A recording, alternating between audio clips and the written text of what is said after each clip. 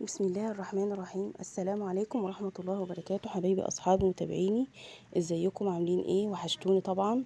معلش انا مقصرة في الفيديوهات كده وفي التأخير، معلش. كل سنة وانتم طيبين، بمناسبة شهر رجب.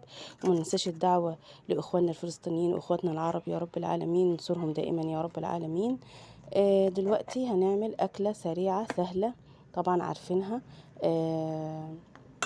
مش هقول لكم جلاش، مش هقول لكم الاكله السريعه. هي اكله جميله جدا بسيطه، متوفره في كل بيت. انسوا الجلاش اللي بتشتريه مغلف، هاتيه من السوق احسن. السوق بيبقى جميل جدا، اللي هو بيبقى وافر وكتير. شوفوا طالعين عامله ازاي ومقرمشه وجميله وعاملاها. مش هقول لكم بشاميل، لا، هنشوف دلوقتي الطريقه. بوريكم دلوقتي هي طريه وجميله وطريه وحلوه ازاي ومقرمشه من بره. وما تنسوش تفعيل الجرس والتنبيهات والاشتراك في قناتي عشان اتشرف بيكم ويوصل لكم كل جديد ان شاء الله باذن الله. ويلا نبدا الوصفه الجميله بتاعتنا.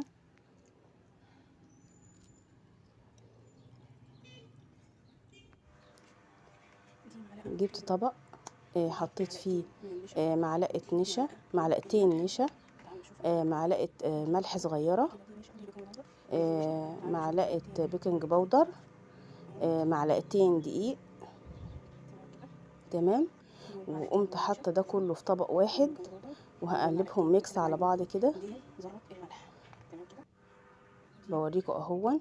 وجبت طبق كوبايتين، كوب ونص حليب وكوب ميه وكوب ونص سمنه، او المتوفر عندك سمنه على زيت، سمنه على زبده، المتوفر. حطيت كوبايه الميه كده واقلبها الاول، بعدين حطيت كوبايه اللبن واقلبهم كويس. واضيع الكتل اللي فيها دي، اقلب كويس عشان الكتل اللي فيها دي تضيع، ما يبقاش فيها كلاكيع كده. وبعدين اقوم حاطه السمنه. كملت بقيه اللبن اهو، نزلت بقيه اللبن كوبايه ونص. تمام. وهحط السمنه عليها بردك. واسرع عمايل للجلاش للمبتدئين واسهل من كده ما شفتش بصراحه. هتشوفوا. اقلب السمنه كويس. انا عامله السمنه دي ميكس زبده على فرن، عاملاها كده علشان تبقى ايه حلوه وطريه معايا. عاوز ارضيه السمنه، عاوز ارضيه الصينيه سمنه،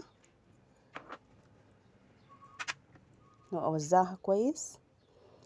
الجلاش هفتحه معاكم اهون.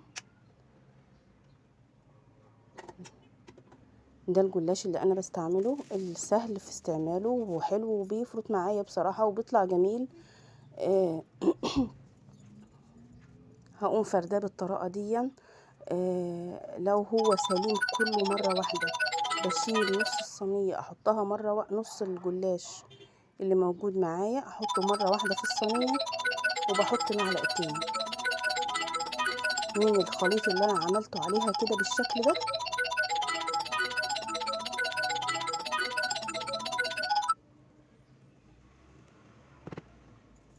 تمام كده.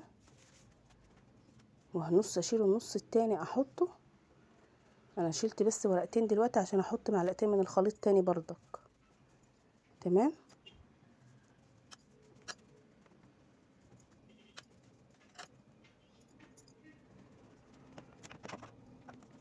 هخرطها بقى الاول. هي ايه لازمه ايه الخرط ديت لازمتها الخرط دي لازمتها ان هي بتنزل الخليط لتحت كمان فيها، وبتوزع السمنه عليها، وحتى كمان بتسهل عليكي لما يستوي ويطلع من الفرن. تعرفي تخرطيه بسهوله، يبقى سهل معاكي.